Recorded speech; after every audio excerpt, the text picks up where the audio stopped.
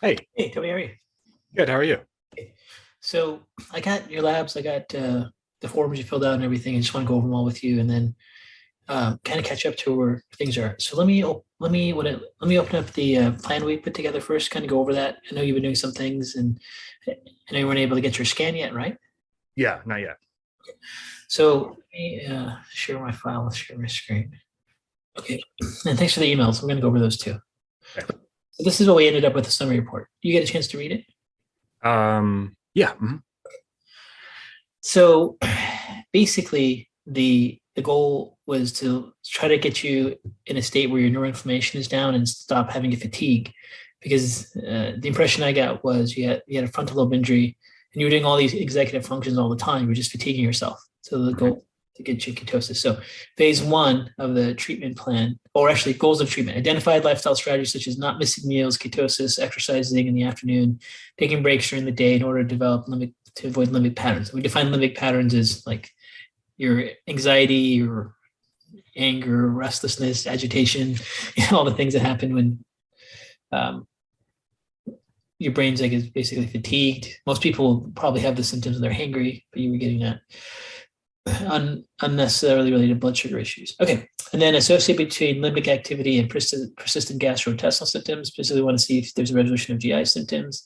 And I also wanted to see what's happening to your blood pressure because your blood pressure is a little bit high, your circulation of hands were different. You want to see if those things were changing.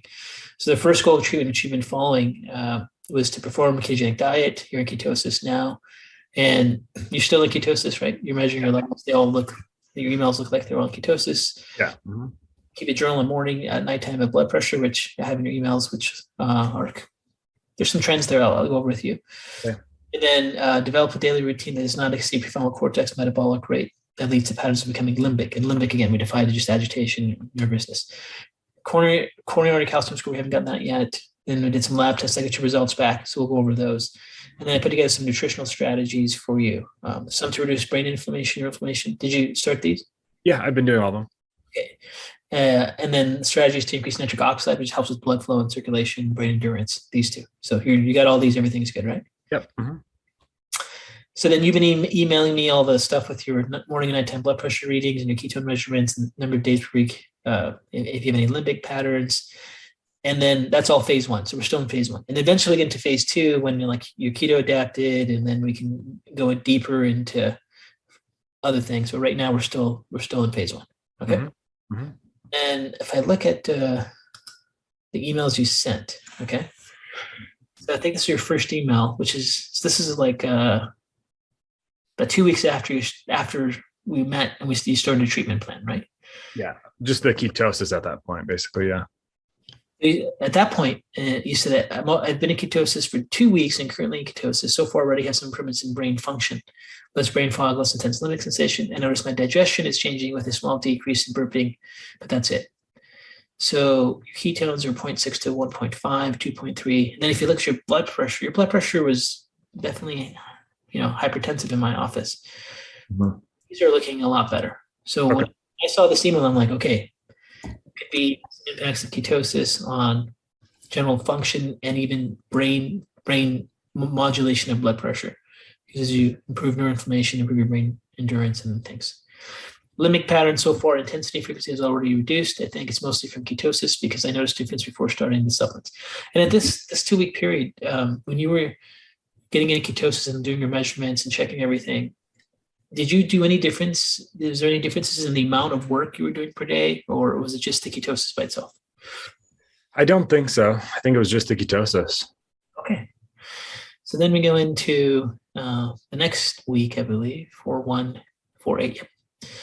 Still doing keto. I've been on all the supplements for weeks. My brain still seems pretty good. Way less brain fog, less limbic pattern, less intense when I do get them. I don't seem to be digesting all the fats that great though. Okay, and now your blood pressure. Your blood pressure is still like this 143 over 83 is not what we like to see. Yeah. But for the most part, if you're getting some reductions, it'd be interesting to see if you end up not doing if you ever fall out of keto, which I don't want you to do now or something, or a strategy we're doing if your blood pressure levels are different. Now with these blood pressure readings, you're taking the neuro O2 and nitric balance, right? Yeah. The Neuro 2 and nitric balance, they have ingredients in there that have been shown to increase nitric oxide, and that helps lower blood pressure too. So eventually, we like to see your levels. If we can get your systolic, your first number under 130, and your diastolic number right under 90, that'd be great. Okay. And there's patterns of you like look at this one, 120 over 91. And that's why it's so important to measure them throughout the day, because you can see the situations and so forth.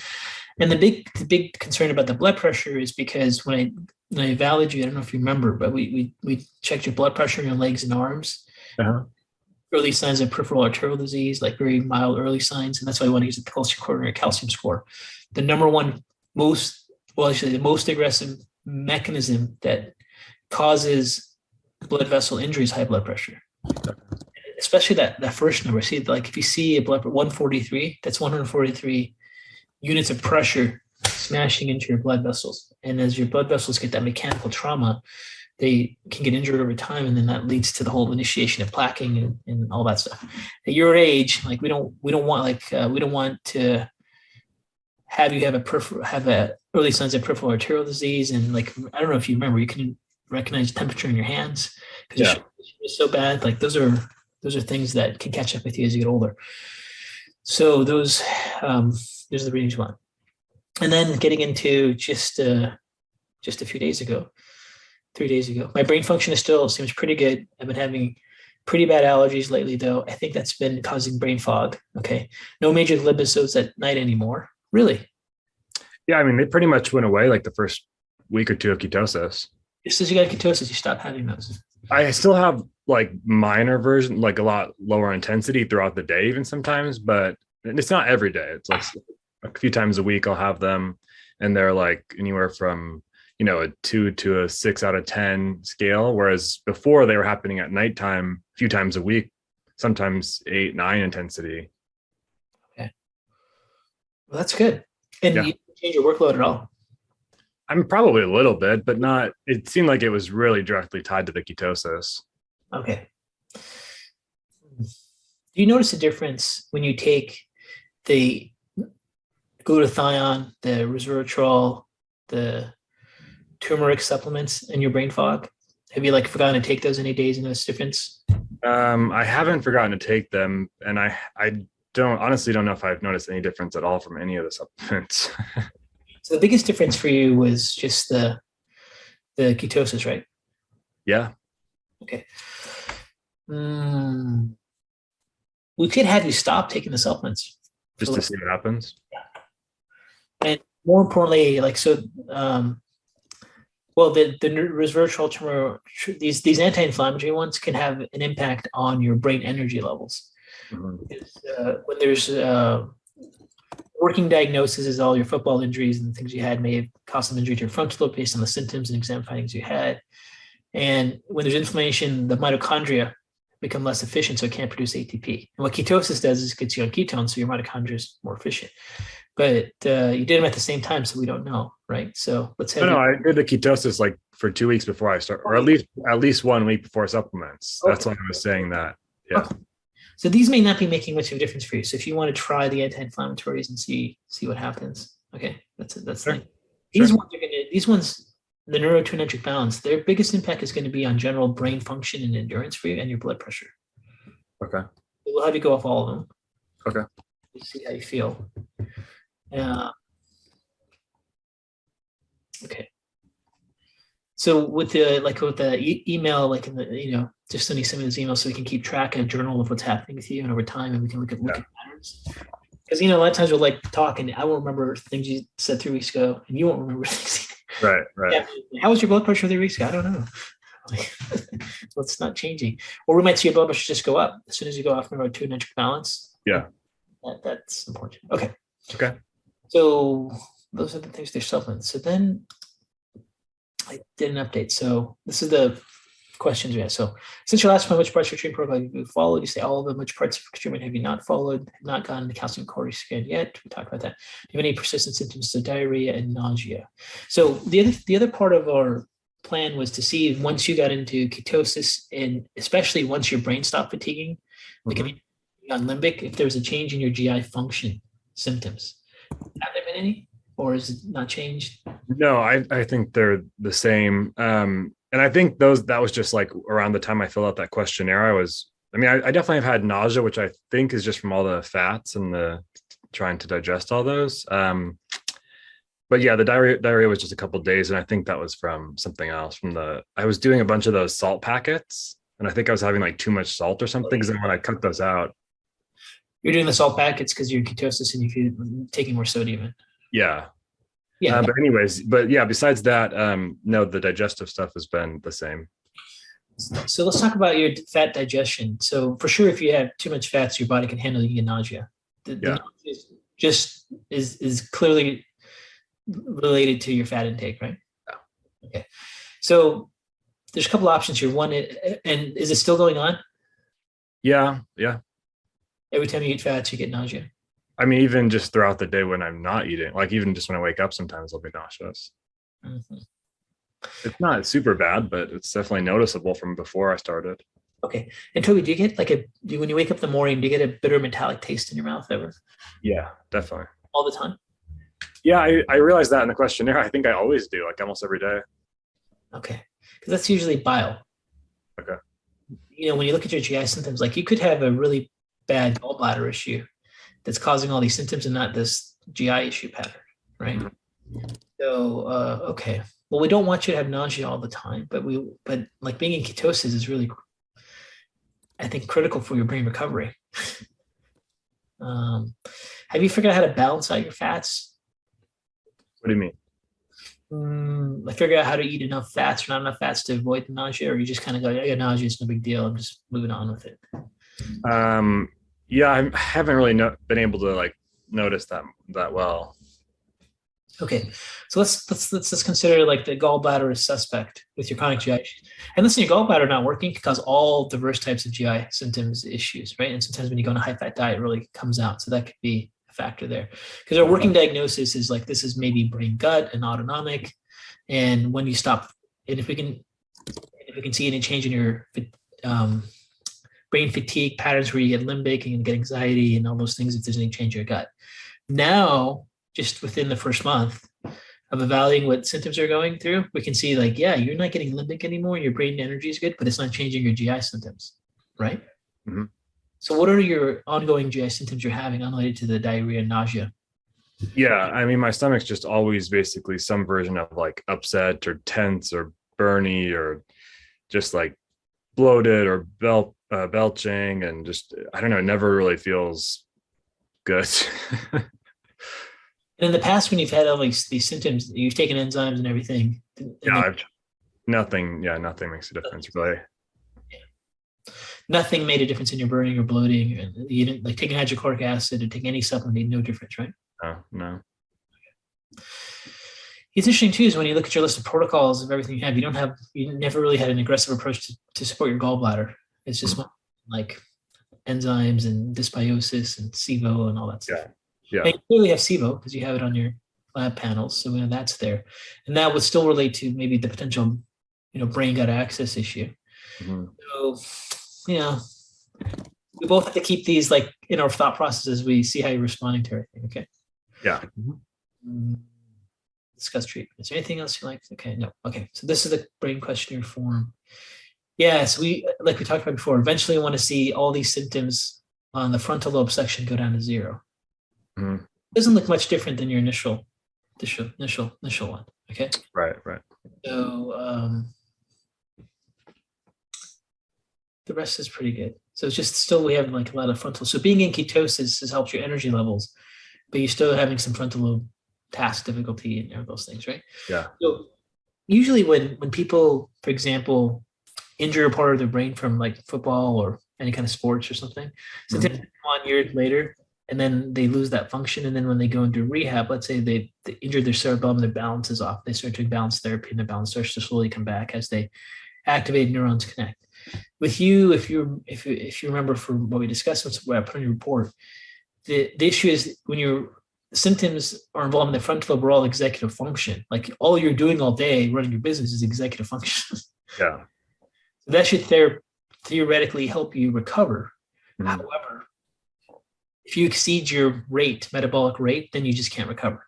Yeah. Like if someone has got a bad ankle and they keep running on it, it just doesn't recover. So the question to also ask is, have you ever, so do you, you're not getting as limbic, but limbic is like the extreme of it. Right. Do you think you need to take more breaks or do anything to help you with this or not? I mean, I've been trying to be really conscious of that, and I don't know. I mean, I don't. It seems like I don't know.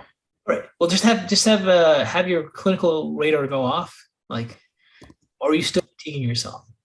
Now, limbic is like extreme fatigue, like the brain's cooked, the brain's done, and now the Yeah. autonomic system kicks in, right? Right. But keep evaluating your endurance levels, and like you say, mental fatigue. How long does it take for you to have mental fatigue? Yeah. I mean, some days, like lately, what I mentioned in the one of those was that it seems like the allergies will give me brain Right. fog, and they'll make an impact. Yeah. Okay, and then also when you go off the supplements, see if there's any difference between the allergy reaction and your symptoms too. Because if you're having like a histamine generated response from the allergens, it causes brain inflammation. Things like resveratrol, turmeric, glutathione may help with that.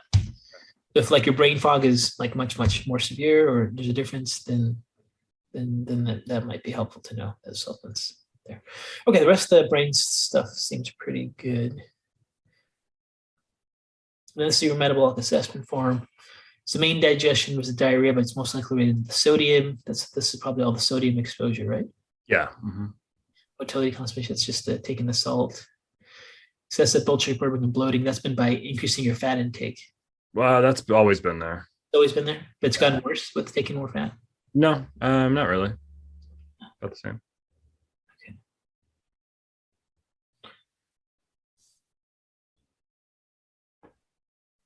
So for the most part, all these symptoms are the same. Yeah. Okay.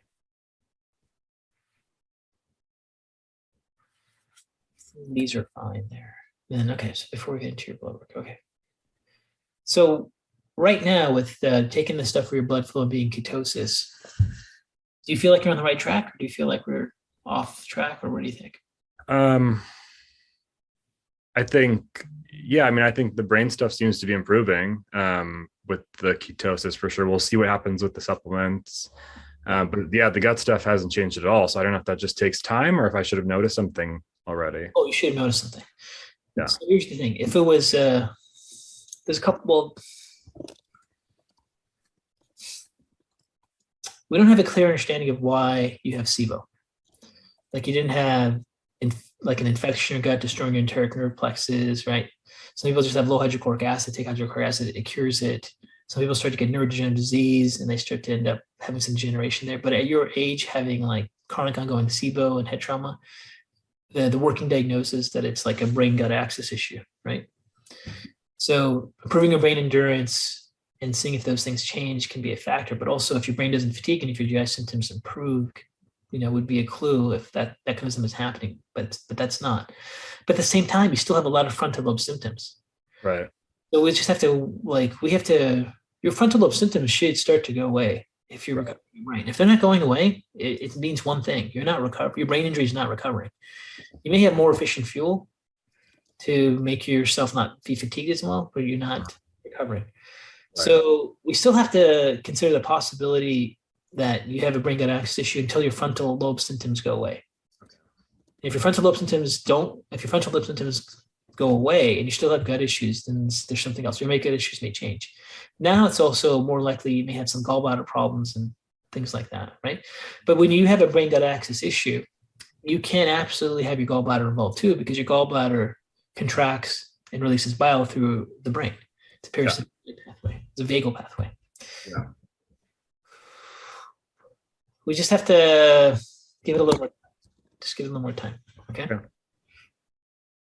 One way or the other, even if we don't get your gut thing figured out, you've been dealing with forever, we need to make sure that your brain recovers, your frontal lobe function improves, and you don't end up with expression of peripheral arterial disease, right? So the next part is like the labs I got back. And the labs I did was just a general screen, but I also wanted to look at mechanisms that can impact vascular injury since you had an abnormal ankle brachial index marker. Okay. Let's go through all the markers together. So the first part here, you've seen these results. Have you looked at it? Yeah, I looked at it. So your glucose levels are 93. That's within normal lab range. Hemoglobin A1C is normal. So you don't have any signs of like diabetes. Then the rest of these markers here, you see here like BUN, creatinine, GFR, sodium, potassium. These are just part of a chemistry profile. They're all within normal reference ranges. They really only show up when you have like metabolic disease or something more serious, right? Those are all normal. Your alkaline phosphatase is a little bit low. Alkaline phosphatase has an essential cofactor, which is zinc. Mm-hmm. So there could be some like drawing some conclusions. Maybe this indication your zinc levels may be low. Mm-hmm. But this fluctuates up and down too. So mine's been down for years, like 5+ years. Okay. Well, you can add some zinc to your protocol. Next time you go to the health food store, just grab some zinc or just order some on Amazon or whatever you're using. And that, see if that changes any of your symptoms as well. Okay.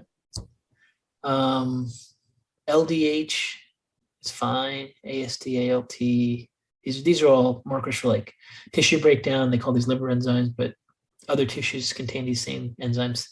So these are markers of this tissue breakdown. Your iron levels are all normal. No signs of iron overload or iron deficiency. Mm-hmm. So those are pretty good. And then we get into your cholesterol, and in general, total cholesterol by itself doesn't mean much. All we know is that it's a little bit high. So then we did other markers to look at the risk with that. Mm-hmm. So then there's LDL cholesterol. Your LDL cholesterol is high. LDL cholesterol is one they call the bad cholesterol, because it's the lipoprotein, that carrier protein that takes cholesterol from your liver out into your arteries. And the more cholesterol is in your arteries, if your arteries are inflamed and injured, the more plaquing you can get, right? Now, we already know you have a mechanism for vascular injury, which is high blood pressure. So if you have injury to your blood vessels with high blood pressure, and now you have more circulating LDL there, then there's a greater potential for developing atherosclerosis, right? And that can be something that can catch up with you down the road. But right now, we broke down the LDL and the other things down to further in the report. LDL is a little high. Total HDL cholesterol ratio 5.5. That's high. So this is this is a risk ratio, and yours is 5.5. So you are outside the average risk, but you're not the 2 times the risk, but you're 5.5. So that's based on this cholesterol standard model of risk. Okay. And then LDL, HDL cholesterol is like your good versus bad cholesterol. Your HDL cholesterol is normal, it's 46, but it's, on the low end of the range. And your LDL HDL ratio is high, which also means you have increased risk. So based on the classic cholesterol model, you have risk. And the risk we're talking about isn't just like stroke, it's like your arteries getting injured, right? That'll impact your circulation, your blood flow. For sure, it's impacting your limbs, like your hands, you can't feel on cold very well. Your legs, we have a difference in blood pressure between your arms and legs, so we know there's some impacts there. Now, the other markers that are really important with vascular disease is the C-reactive protein marker. I'm sure you're familiar with that. Yeah. Just inflammation, and that marker is low, so that's good. Homocysteine is another marker that can destroy blood vessels, and 9.5 is within the normal reference range. Once they start to get above 14, it's clearly a risk factor. Mm-hmm. This is not too bad. We like to get these sometimes in the 7s, but it's not our main battle right now. It's not even our focus. Okay. Your TSH thyroid panel all are within the reference range. Everything looks pretty good here. You don't have hypothyroidism. If you look at like a really critical range of like T4 to T3, we like to see these T3 levels like in the 100 range or higher. That's called an underconversion pattern. You have like things that look like a physiological underconversion pattern, not a disease. That just happens a lot of times with inflammation. And if it's the allergens and things you're dealing with, that might be it. This is not something to jump into. You know what I mean? Like, you can waste a lot of time chasing all the little tiny things that aren't G complaints, and then all you're doing is getting depleted, doing different strategies. I'm not too worried about that right now. Okay. Vitamin D levels are fine. This is another marker that's really important when you look at vascular health. It's fibrinogen activity and how platelets are sticking together, because that can definitely lead to stroke or occlusions and embolisms. And your levels are okay. It's 222. And then if we look over here, your CBC, your white blood cells, red blood cells there. Okay, your hemoglobin is 17.0. That's within normal range, but that's kind of high. What is that related to? Did you go into higher altitude recently or something? We did that test. When did you do it? When we first, after we saw him. I don't think so. Okay. I feel like it was high, not that a couple years ago as well. Yeah, I mean, when you're hypoxic and don't have enough efficiency to carry enough oxygen, there's not enough oxygen in the air, your hemoglobin level count can go up to compensate, because hemoglobin binds to iron. Right. So this is a sign of hypoxia. Yeah, not enough oxygen. Okay, we got to keep our eye on that. Okay.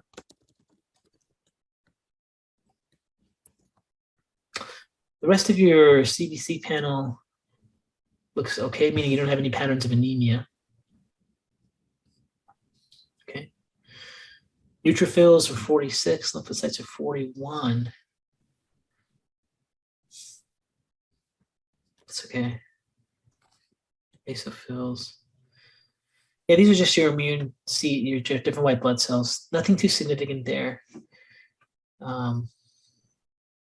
Ketones are showing up because you're in ketosis. Okay. A little bit of turbid appearance is not a big deal. This doesn't really mean much. Okay. So then we went into looking at your cholesterol markers with a little more detail, looking at the size. Mm-hmm. So basically what happens, the blood vessels is like things like high blood pressure can destroy the blood vessel lining, the barrier, the tight junctions. Mm-hmm. The smaller the LDL is, the easier it is to get inside. Mm-hmm. That's what sets up the stage for atherosclerosis. So here they again confirm your total LDL cholesterol is high, your total cholesterol is high, and then the small LDL, those are the ones that can really get into injured blood vessels. Those are high. So those are the ones that's the ones you don't want. You don't want a lot of high small LDLs. Mm-hmm. So this is just like your baseline. Okay. HDL levels here is actually low. That's the good cholesterol, because it takes cholesterol from your circulating your blood vessels back to the liver, so it can't get stuck, injured there. So the main things there is basically that these HDL markers, these small LDLs, the LDL particles you have, the ones that are small, are actually high. That's the main concern here. Okay. Mm-hmm.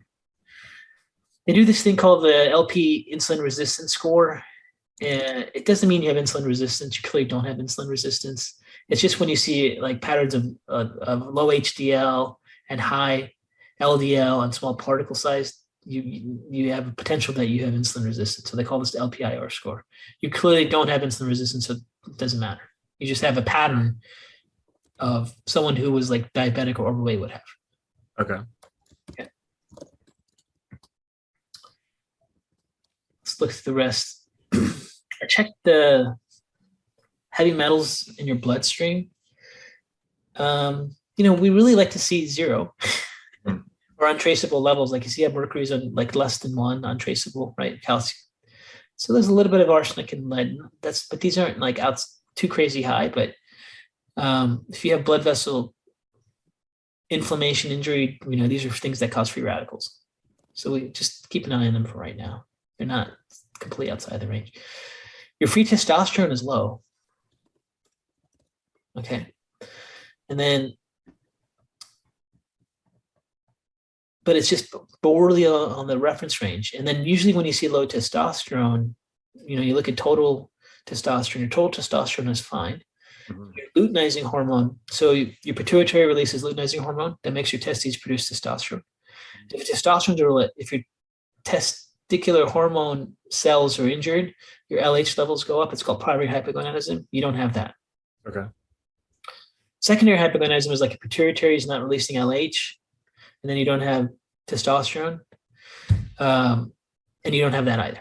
So you don't have like a hypogonadism. You just have you have normal testosterone, but your free testosterone levels are low. And that happens with high estrogen levels and high sex hormone binding globulin. You've had that pattern of high estrogen levels in the past. Yeah. So you have like a binding globulin issue. So what that means is like these hormones that are released, they bind to a protein. The main protein they bind to is sex hormone binding globulin. So when your sex hormone binding globulin levels are high, what that'll do is allow less of the total testosterone to convert into free testosterone. Okay. That's why free testosterone is a little low. So this is what we call an increased hormone binding globulin level response. Okay. That's the main thing that's involved there. So there's nothing wrong with like testicular inflammation or pituitary function. It's just you have that. Now, in the past, you had high estrogen levels. Here, your estradiol levels and estrogen levels are normal. But remember, these are slap shots. You know, they can go up and down. Let me go through the test results and then we'll talk about other things to do. Anyone has concerns for vascular injury, we look at something called oxidized LDL. Mm-hmm. So once LDL gets into your blood vessels, if it's inflamed and injured, it'll be oxidized, and that causes severe risk for developing plaquing. Your levels are normal. Okay. Now, if you had like high oxidized LDL, we would jump on top of those mercury and lead and those markers and reduce that. TMAO is a marker that looks at a metabolite that's made in the gut and liver that can injure blood vessels, and your levels are fine. Okay. MNP9 is another very good inflammatory marker for blood vessels, and those levels are okay. So it doesn't seem like your blood vessels are getting inflammatory mechanisms causing injury. More than likely, it's probably your blood pressure. Okay. Methylmalonic acid is just an early marker for B12. Your magnesium levels is important because you want to make sure you're not magnesium deficient, causing blood pressure issues. So, or there's serum magnesium and red blood cell magnesium. Red blood cell magnesium is clearly the marker that indicates actual deficiency of magnesium. Okay. Now your magnesium levels could be low, and you can take magnesium to help your general mood and even your blood pressure, but you don't have a magnesium deficiency. Mm-hmm. Okay. Some would argue like we want to see magnesium higher than 4.8, maybe about 5, 5.2, maybe an insufficiency. So we definitely may add in some magnesium to your protocol, especially if your blood pressure doesn't lower, but you don't have like a very severe magnesium deficiency. Okay. And this page here is just a summary of your lipid particles. Their LDL particle number is high, and that's why it's in red. So they put a little scale for you, like you're in the red concern area. And then your HDL is on the low end side, it's on the red area. Your small LDL, the ones that can really get inside your vascular lining from high blood pressure injury, those are very high. It's just a summary of results on the chart. You can see like you're in the red with all these. Now, there's a couple of things that happen. When you're actually in ketosis, you can start to produce higher lipid markers like you are, because your body's converting into fat more. Right.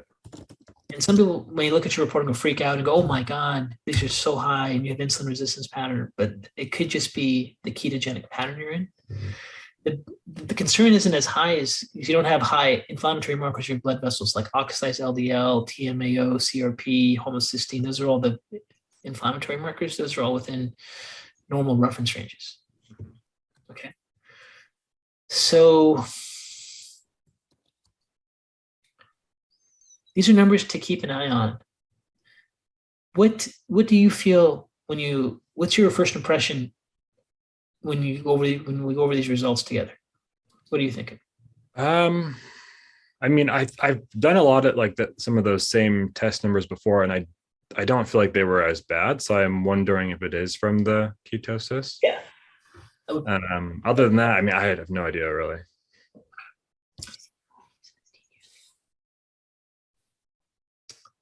So, whenever you see cardiovascular risk markers, you go, is a person at high risk, the person at low risk, what's going on, right? You're you're not on low risk because you have peripheral arterial disease markers. You have really bad circulation. You have some blood flow issues.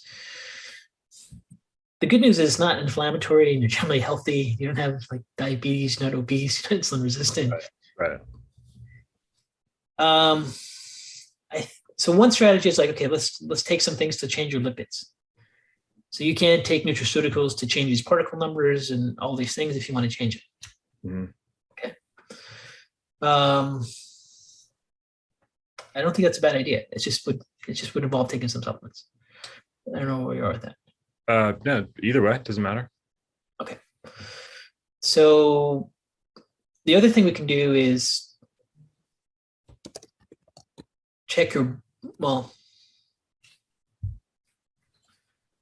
after your blood. For sure, we got to get your blood pressure. Yeah. And is that possibly just connected to other inflammation and things going on with my brain and gut? Well, definitely if your brain fatigues and you get like limbic and anxiety and all that, that's a sympathetic response. So that can raise your blood pressure. So one of the reasons of trying to get to the point where you didn't like get limbic and have your brain fatigue and how things happen is because when you get into sympathetic response, 6 o'clock, and that's lasting 4 or 5 hours, that's going to raise your blood pressure. Right. Yeah. And if you look at your readings, your blood pressure highest at the end of the day. Yeah. Remember? Like if you look. How long does it take for blood pressure to improve? Like a week, a month, or? It can take days to improve.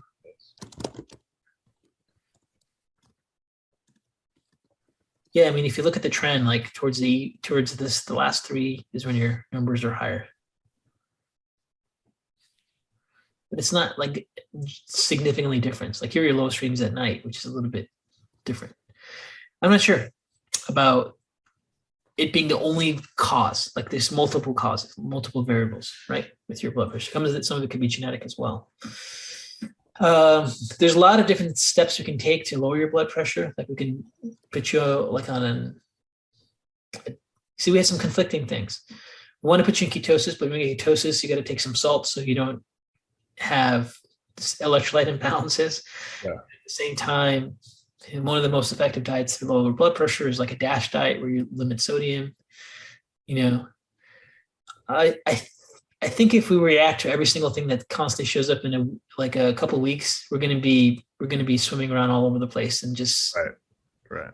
It's not an effective model. Yeah. I mean, my main concern is definitely the brain and gut stuff it makes sense to start there, I think. I agree. And there's like the bigger battle is like your vascular health issue, which is serious. But it's not like you're gonna, nothing serious tomorrow. Right. You want to get that coronary calcium score at some point. Yeah. When you're back in California, let me know, or make a road trip out here. Yeah. Schedule it for you. And actually in California, you can just walk in. You don't even need, but we can get you organized. You don't need a prescription. You're just in a different state where I can't order it for you. Yeah.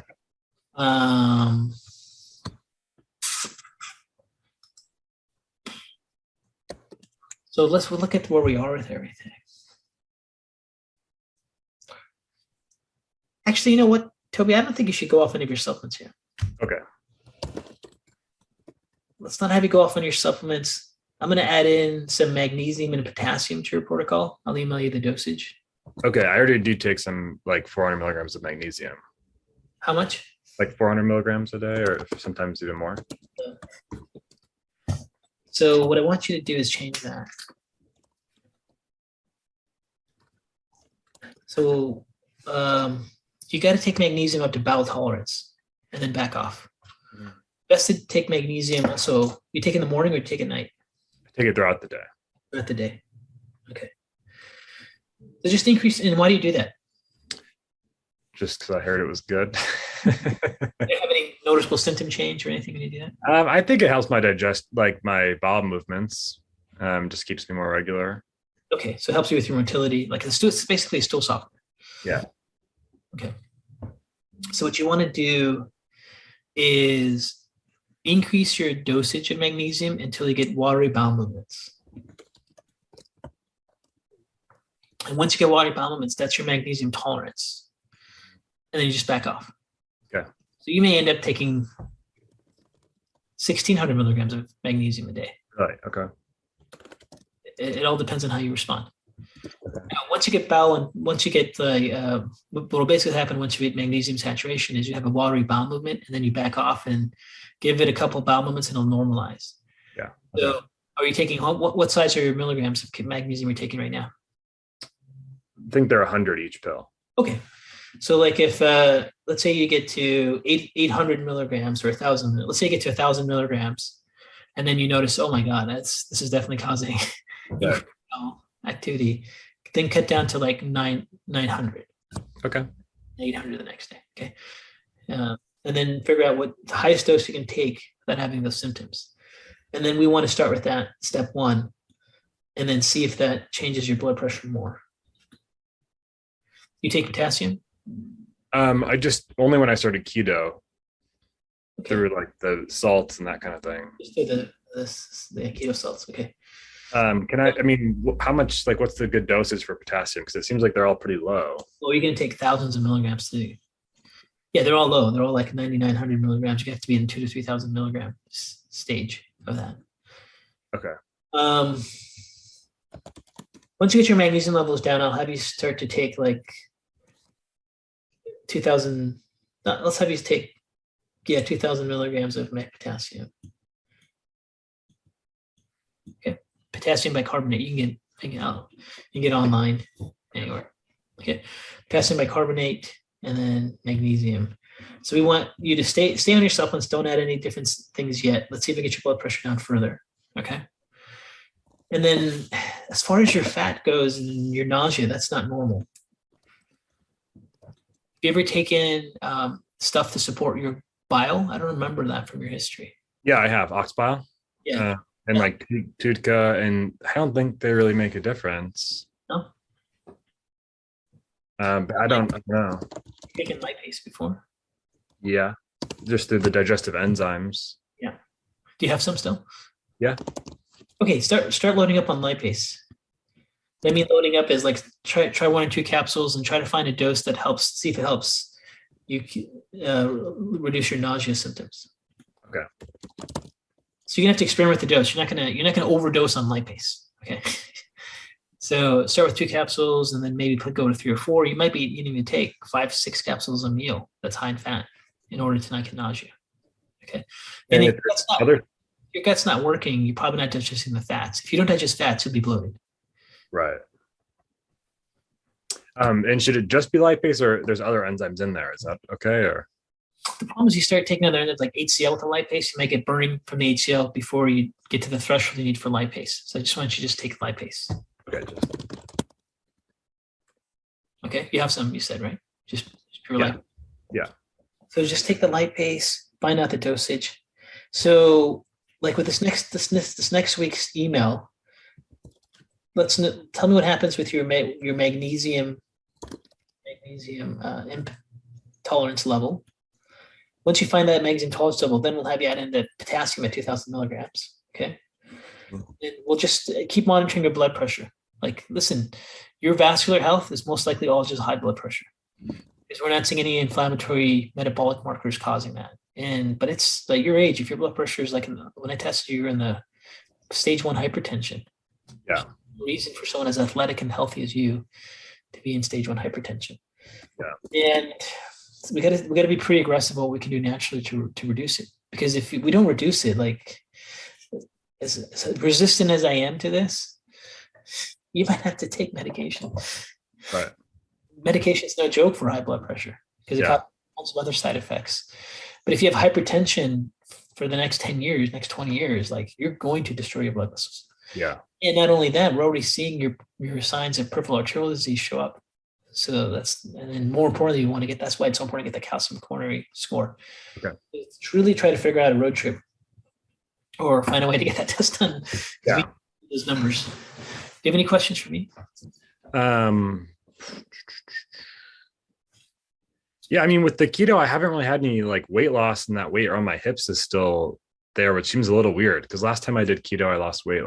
So I just was wondering what that's connected to, like fat digestion, or I don't know what's going on. Sometimes people just don't. You might have you might just still be having too many calories. Yeah.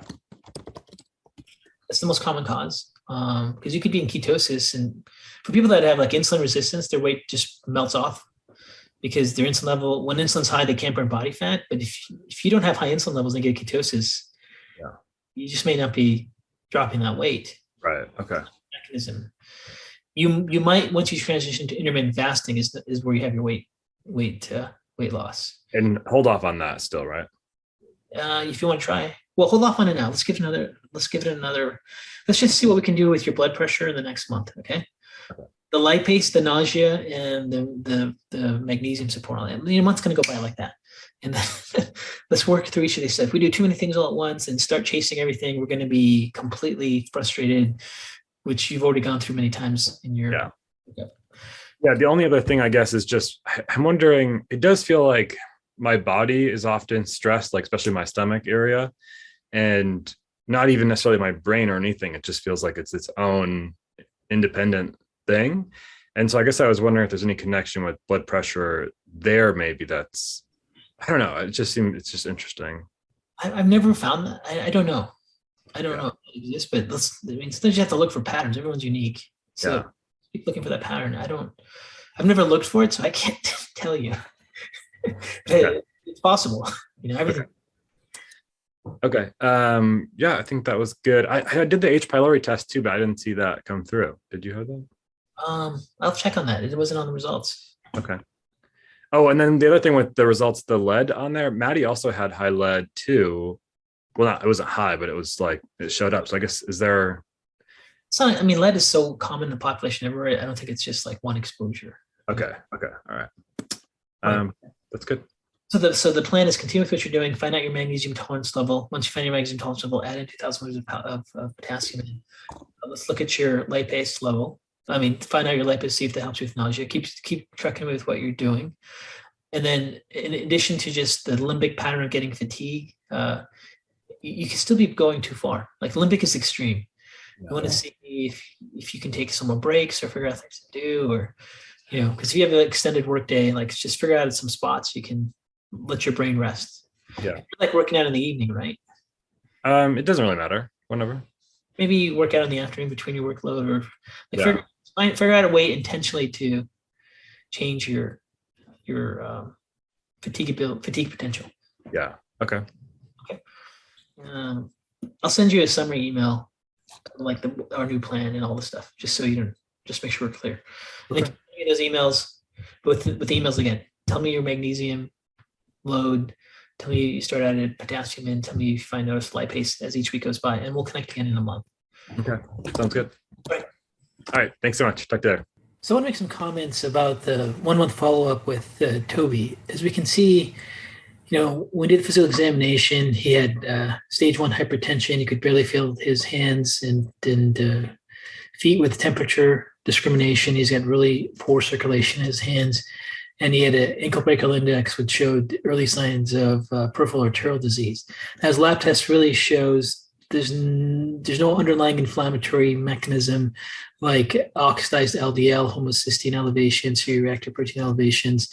His LDL particle size is a little bit high. That could put him at risk since he has hypertension. I wouldn't be as concerned with someone with LDL issues and LDL particle size if they didn't have any kind of vascular injury mechanism, but he does have some vascular mechanisms that are of concern. So we want to really see if we can get his blood pressure down. That's the main focus right now for his long-term health. So we're going to load him up on magnesium, get to magnesium tolerance, and we'll find out the dose that works for him. Then we're going to raise his potassium levels up to 2,000 milligrams. He's going to need some extra digestive enzymes for fats like lipase. Usually when there is some degree of brain gut disorder, the gallbladder isn't working as efficiently as well. So we want him to do those things. At the same time, we're going to make sure that he doesn't exceed his brain's metabolic rate throughout the day. So he's no longer getting limbic as soon as he went into ketosis, but that just may not be enough. That's pretty extreme. So we really want to watch and evaluate if he can make some steps into not exceeding his brain's endurance levels throughout the day with all his executive function tasks that he's doing, and hopefully that'll help with his overall recovery. We still haven't seen any major changes in his gut function. but we are seeing some changes in his limbic patterns and fatigue. And it's likely that his just body isn't ready to handle all the fats, but he needs to be in ketosis to get his brain to recover. So we're dealing with his gut issues kind of being on delay at this point, and we just have to stay on course and see how things turn out as we go through follow-ups in the next few months.